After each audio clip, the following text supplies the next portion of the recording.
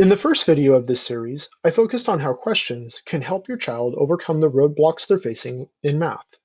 Today, I'd like to focus on one specific question from that video. What would this look like if we were to draw a picture of it or make a model of it? This is a powerful question because it helps the child visualize the situation the math is telling the story of. You might remember that I said that we're trying to move from math being an answer getting subject, where the focus is on facts, steps, rules, and oftentimes tricks that students don't understand, to a meaning making subject where they are able to connect what they know and understand to new and unique situations. Drawing a picture or creating a model can help do just that. As a note, we still do want students to know things and how to do things. So keep that in mind as you're going through this series. There are three categories of mathematical representations: one, abstract; two, pictorial; and three, concrete. When I'm talking about abstract representations, I mean that the meaning of this equation, 8 plus 1 equals 9, would not be understood if we did not know the meaning of the symbols. If I were an alien from Mars, even though I could use math at a high level to build a spaceship that would get me to Earth, unless someone told me what those symbols meant, I couldn't figure it out. In other words, there is nothing inherently 8 about that symbol. The meaning of 8 individual things is ascribed to that symbol. That's where pictorial representations can be handy. Here, the meaning is a lot more understandable to me if I were from Mars. I see that there are 8 green circles and 1 red. In all, there are 9 circles.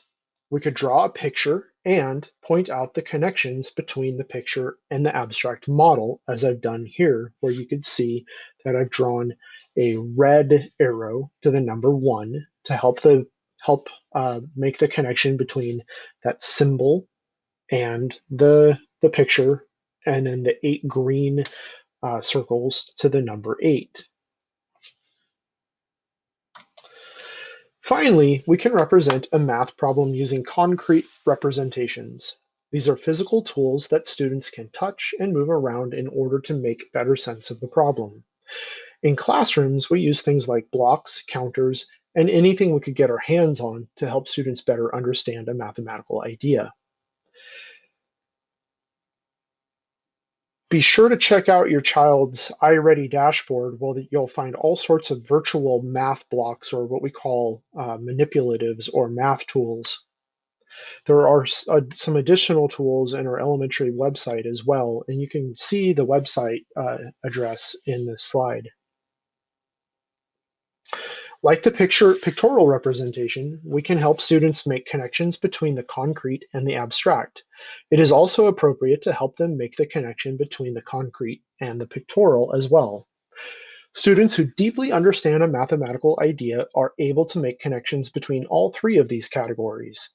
However, it is not always necessary for a student to do so. If your child is able to make connections between all three of these categories with a math concept, they need practice in order to build fluency. It's also important to note that allowing students to choose which category can be helpful, especially when they're trying to overcome a roadblock. We always want to build from what we know and are comfortable with to what we don't know. Asking the question, what would this look like if we drew a picture of it or use blocks, is a powerful way to help your student with their math thinking. If you don't have blocks at home, remember, that's okay. Really, anything will do. And don't forget to check out our virtual math tools in your child's iReady dashboard, as well as the additional tools in our elementary math website in the student section. And don't forget, you can get there by going to the URL listed on this screen.